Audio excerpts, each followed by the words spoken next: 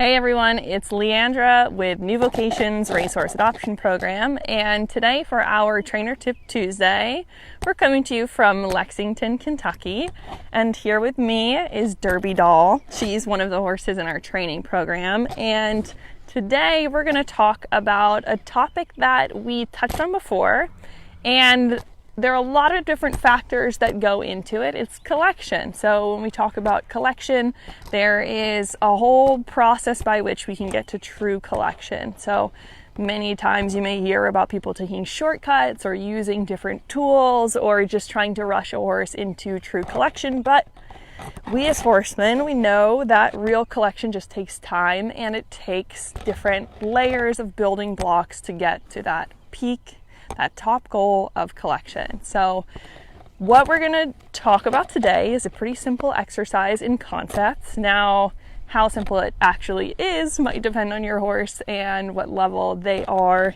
in working with you and building that partnership. So it's going to help in a lot of different ways.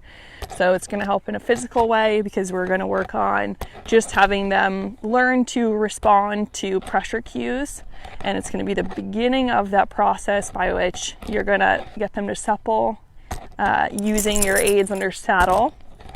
And it's going to start here. So not only is it the physical benefit, but also the mental benefit of having that respect bond, building that partnership. So let's get to it. Derby Doll is spent some time in rehab. She's come over pretty recently, and one of the things that I realized that she needed to work on was just that concept of give.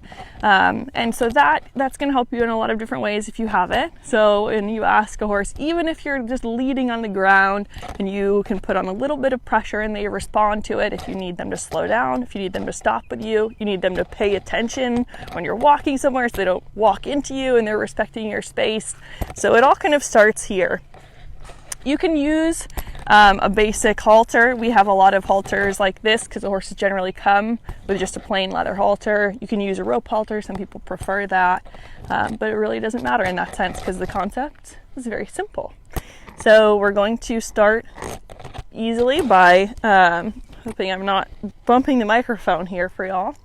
We're going to just apply a light pressure on her nose. So I have a chain over her nose and it's wrapped, not really to add anything additional because we're going to start out as light as possible and we only add a little bit when we need it, but this is kind of to get the chain out of my hand too. So let's not look too much into that, but just as a tool. So I'm going to just pulse a really light pressure on her nose, and you can see there's already a little give. She's tucking her nose down just a little bit, and I don't want to yank her head down. I don't want there to be an artificial break. I don't want her to be touching her chest.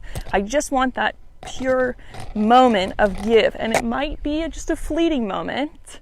So you have to be really paying attention and giving your full attention to this exercise because in that moment, releasing that pressure, which is, as I said, starting out as light as possible and only adding as needed. I mentioned also it's a pulsing pressure because they are much less likely to brace when they have that little tiny moment of opportunity to give. Sometimes if you just apply straight pressure or go too hard, too quickly, they just learn to brace against you, which is an instinct. It's not malicious, it's just an instinct. So in order to override that, we're going to give them a moment of pause. We're going to walk her up a little bit because she's kind of anticipating what we're doing. So let's try that again. So I just really softly used pressure to get her to stop. Basic things, and this will influence your day-to-day life if you don't have it yet. Then achieving these goals and making progress in this will affect your day-to-day life with your horse. So again, let's apply a light pulsing pressure. She's already offering to back up. She tucked her head a little bit. There's just a moment of give, so there's a nice release. You can add stimulus like scratches if they like that, or you could do a light pet. She sometimes likes to be right in your face too. She's a very kind, caring horse. She just doesn't mind her space very well all the time. So look, took very little and she's already backing up. So let's try to apply this again because any good experiment is going to be replicable. So it took very, very little just a pulse to get her to stop. You're going to try the same thing. a pulsing pressure. She's backing up. I'll back up with her because we're going to try to enforce this team.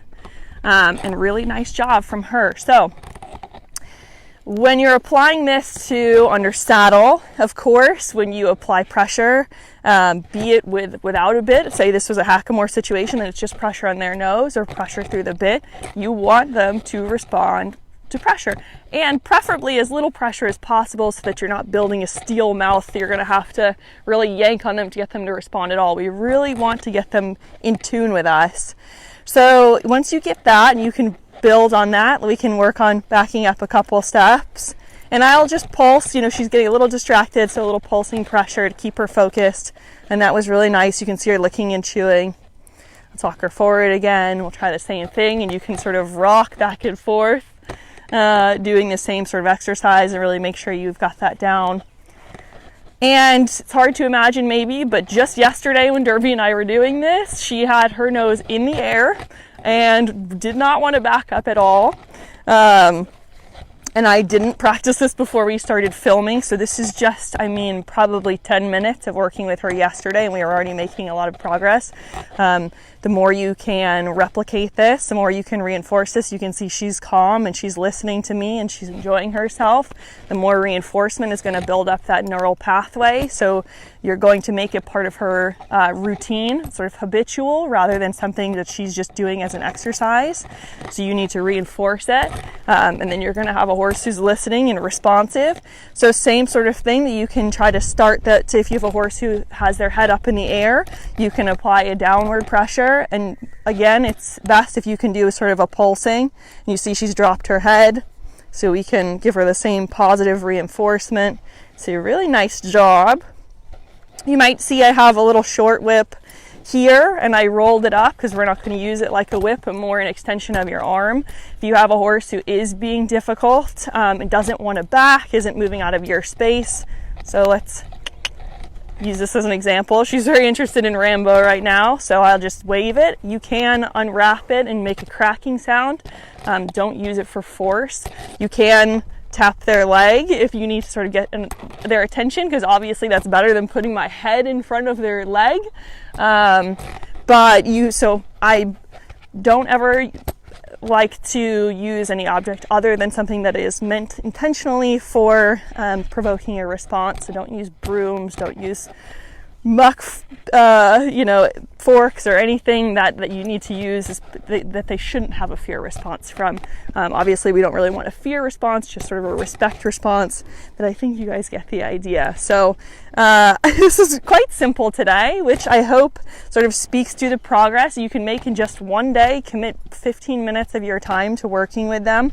I wish I could show you what was happening when we did the same thing yesterday, because it was a very different picture, but that just goes to show very little investment of time on your part can go a really long way, and I'm sure that this is going to help translate to the suppleness under saddle and the whole process by which we promote collection and create a well-rounded horse and a well-rounded partnership with our horses. So keep an eye out for Derby Doll. She's doing really well in training so far. She's very sweet and very quick learner, as it turns out, and she'll be looking for her home hopefully very soon. So keep Derby Doll in mind if you're looking for a horse to adopt in the near future. And thank you so much for joining us today on this Trainer Tip Tuesday. My name is Leandra, and this is New Vocations Racehorse Adoption Program.